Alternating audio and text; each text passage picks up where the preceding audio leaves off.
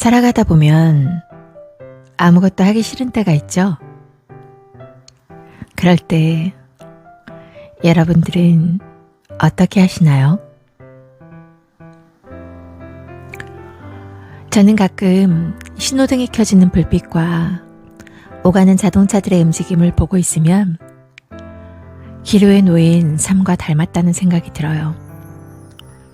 사거리에 서서 파란불을 기다리고 있을 때 가고자 하는 다른 방향에서 불이 켜지면 그걸 건널지 말지 기다리는 것보다는 얼른 선택을 하고 건너가는 편이 가고자 하는 목적지에 도달하는 시간을 절약해 줄 수 있지만요.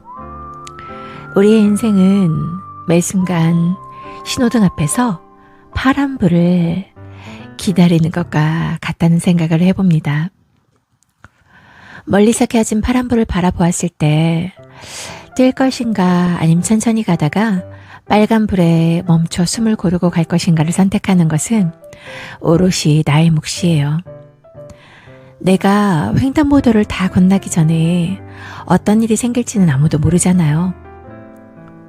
그래서 선택은 굉장히 중요해요. 뛰어가든 멈춰서든 삶에 물음표를 찍고 멈춘 것 같은 순간에 여러분은 어떤 선택을 하세요? 자신을 무능력하다고 타박하는 것이 아니라 그동안 열심히 살다 지친 자신에게 괜찮아, 한 번쯤 멈춰서도 괜찮아 이라며 자신을 토닥여 준 적이 있으세요? 내 힘든 건 나만큼 아는 사람이 없어요. 누가 나만큼 느끼고 아파하고 알아주겠어요. 그런 걸 생각하면 조금 더 나를 보듬어주고 싶은 생각이 들 수도 있잖아요. 잘 나가던 사람이 어떤 사정으로 아무것도 하지 않는 듯 보일 때 거봐 잘난 척 하더니 하는 사람이 있고 저 사람 무슨 일이 있는 걸까 하는 사람이 있는 것처럼 내가 열심히 일하다 힘이 겨워 좀 쉬고 싶을 때가 되면 그런 나에게 남들이 하는 것처럼 너는 이것밖에 안 되니? 하는 것이 아니라 누구보다 애쓰며 산 나에게 다정한 눈빛과 따뜻한 격려를 보내야 하지 않을까요? 그럴 때일수록 날 위로해줄 누군가를 찾지 마세요. 내 마음만큼 타인은 나를 이해하지 못해요.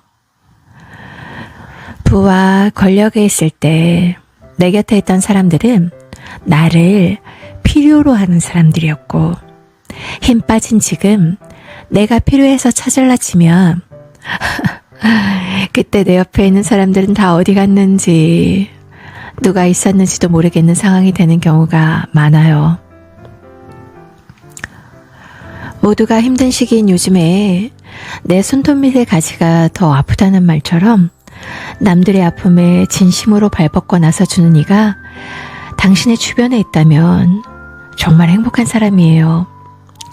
만약에 내가 그 행복한 사람이 못 된다면 우리 스스로 방법을 찾아 해결해 봐요. 이렇게 아무것도 하기 싫은 때에 무기력에 대처하는 유형에는 두 가지 있는데 한번 볼까요? 첫째는 회피형이에요. 무기력을 처음 대하는 사람은 대부분 너무 삶을 치열하게 살아온 후유증으로 나타나는 경우가 많아요. 열심히 살아온 인생에 대한 물음표가 생기면서 도대체 내가 뭐 하고 있는 걸까 하는 물음표가 매 순간 찍히는 거예요. 밥을 먹는 것도 친구를 만나는 것도 그동안 해오던 일도 귀찮고 싫기만 하고요. 지금 내가 꼭 뭔가를 해야만 하는 걸까? 이런 생각이 든다면 그냥 몸이 움직이는 대로 자신을 맡겨봐요. 두 번째, 막살자형이에요. 여러분, 막 살아본 적 있어요? 아마 번아웃에 걸렸다면 막 살아본 적이 없을 거예요. 그냥 열심히 살았지. 그쵸? 하루도 한 시간도 난 그냥 산 적이 없는데 돌아보니 내 옆에 누구든 나처럼 치열하게 살지 않는데도 거저 얻는 것이 많기만 한 것 같다고 투덜거리고 있진 않아요. 일도 사람도 돈도 무엇도 나보다 대충 하는 것 같은데 그 사람은 왜 무슨 복에 나보다 여유가 있어 보이는 걸까라는 생각이 들면 그럴 바에는 나도 노력하지 않고 대충대충 살아도 되지 않을까? 이런 생각이 들잖아요. 어쩌면 자기가 살아온 방식이 잘못됐을지도 모른다는 자기 비하와 자책을 쏟아내고 대충 막 살아보면 어떨까라는 물음표를 자신에게 던지지 말아요. 그런다고 진짜 그렇게 살 수도 없잖아요. 현대사회는 우리에게 항상 움직이고 일하고 더 많이 성취할 것을 요구하죠. 빠르게 변화하는 환경 속에서 성공하기 위해 끊임없이 목표를 설정하고 달성하는 일에 몰두하다 보면 어느 순간 정말 지쳐있는 나를 발견하게 돼요. 그러니까 가끔은 생각을 쉬게 하고 아무것도 하지 않은 즐거움을 느끼는 것이야말로 삶의 질을 높이고 건강과 행복을 되찾는 핵심입니다. 이런저런 이유로 무기력해진다면 그냥 아무것도 하지 않는 축 처진 상황조차도 지금 이럴 땐가 봐. 그래, 이럴 때야. 하고 받아들여 보세요. 한 번에 한 가지 일만 하면 아무것도 안 하고 있는 것처럼 느껴지고 남들과 끊임없이 비교하면서 때론 혼자만 도태된 것처럼 느껴져서 뭔가 계속 일하고 앞으로 나가지 않으면 자신이 무능력하게 느껴지는 사람이 있다면 지금부터 그 해결 방법을 같이 찾아봐요. 저도 사실 그런 사람이거든요. 정말 끊임없이 자기를 질책하면서 산다는 건 너무 힘든 일이에요. 우리 한번 해결 방법을 하나하나 짚어봐요. 첫째, 자기 인식과 수용. 내가 왜 남들과 비교하게 되는지, 그리고 왜 한 가지 일에 집중할 때 무능력하게 느껴지는지에 대해서 감정의 일기를 써서 나의 감정을 기록하고 비교하게 되는 순간과 그로 인한 감정을 파악해보는 거예요.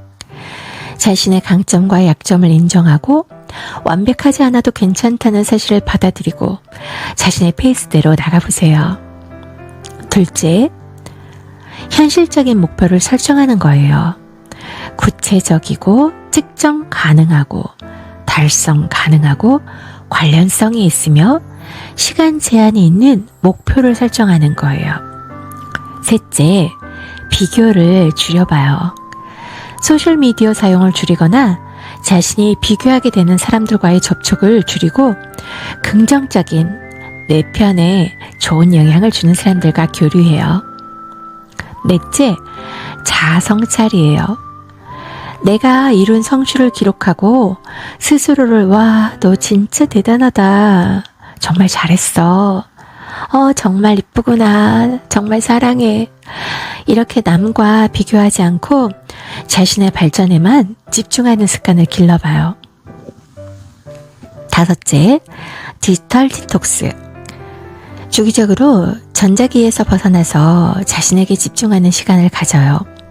전자기기를 사용하지 않는 시간에 산책을 하거나 명상 또는 단순하게 휴식을 취해주는 거 잘 안 되지만 우리 한번 해봐요.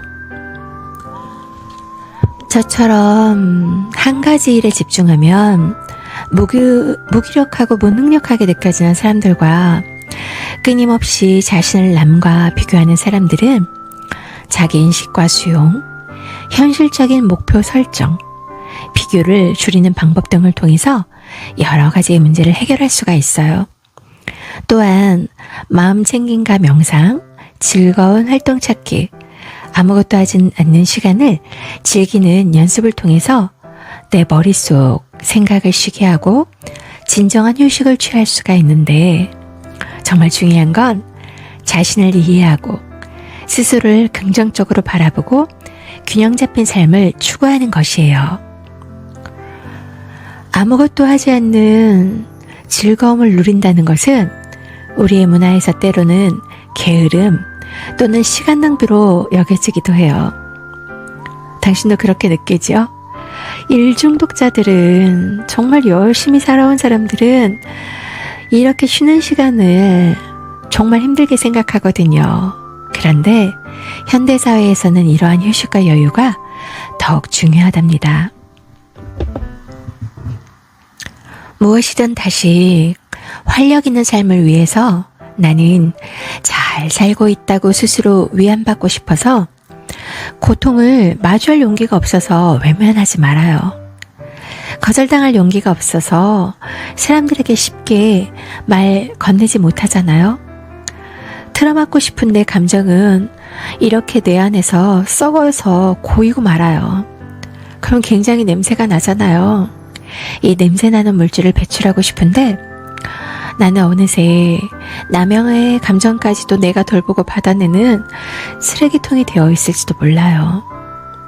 간혹 누가 그러더라 하고 이야기하는 사람들이 있어요. 누가라는 사람이 사실 본인인 경우가 많은 걸 보면 사람들은 돌려 이야기하면 좋지 않은 얘기를 하면서도 상대방이 받는 상처는 자신과도 상관없다고 생각하는 듯하답니다. 여러분, 아무것도 하기 싫을 때가 생기면 그냥 아무것도 안 하는 게 당연한 거야 라고 생각하고 그냥 손을 놔버리세요. 그런다고 세상이 멈추는 게 아니에요. 그리고 다른 사람들이 나보다 저만큼 앞서가지도 않아요. 우리 아무것도 하지 않는 시간이 편안하다 라고 말할 수 있는 그런 마인드를 연습해서 가져보기로 해요. 인생 해석이 함께 돕겠습니다.